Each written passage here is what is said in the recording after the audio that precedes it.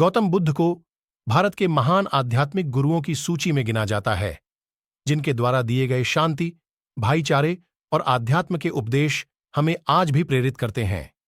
महात्मा बुद्ध वो महापुरुष थे जिन्होंने भारत के साथ साथ पूरे विश्व को प्रेम और सद्भाव का पाठ पढ़ाया। एक महाप्रतापी और धन धान्य से समृद्ध राजा के घर जन्म लेने के बावजूद उन्होंने पारिवारिक मोहमाया का त्याग किया और संन्यास का मार्ग अपनाया।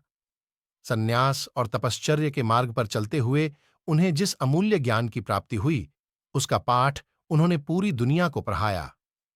महात्मा बुद्ध आगे चलकर बौद्ध धर्म के प्रवर्तक बने, जिसके आज विश्व भर में 47 करोड़ अनुयायी है। बावजूद उन्होंने पारिवारिक मोहमाया का त्याग किया और संन्यास का मार्ग अपनाया।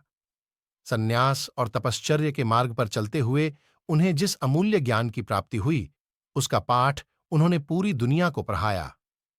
महात्मा बुद्ध आगे चलकर बौद्ध धर्म के प्रवर्तक बने, जिसके आज विश्व भर में 47 करोड़ अनुयायी है। महात्मा बुद्ध द्वारा सैकड़ों वर्ष पहले दिए गए उपदेश आज भी प्रासंगिक है।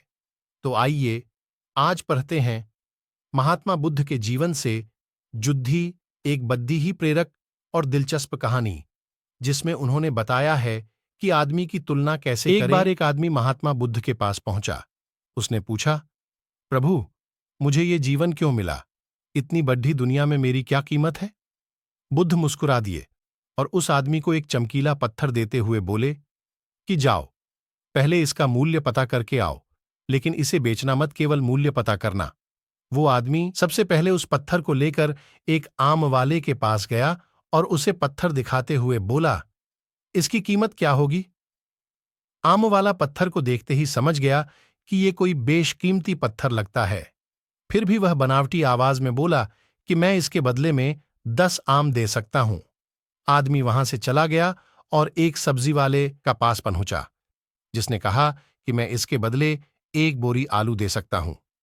अब उस आदमी को यह मालूम पड़ चुका था कि यह पत्थर वाकई में कीमती है, और फिर वो उसे लेकर एक हीरे के व्यापारी के पास पहुंचा।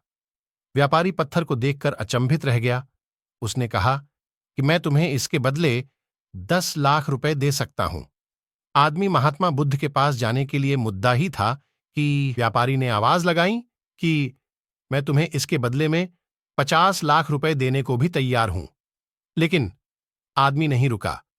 व्यापारी ने गिद्दाते हुए फिर आवाज लगाई कि तुम मुझे बस वो हीरा दे दो, बदले में तुम जितना धन चाहो मैं देने के लिए तैयार हूं।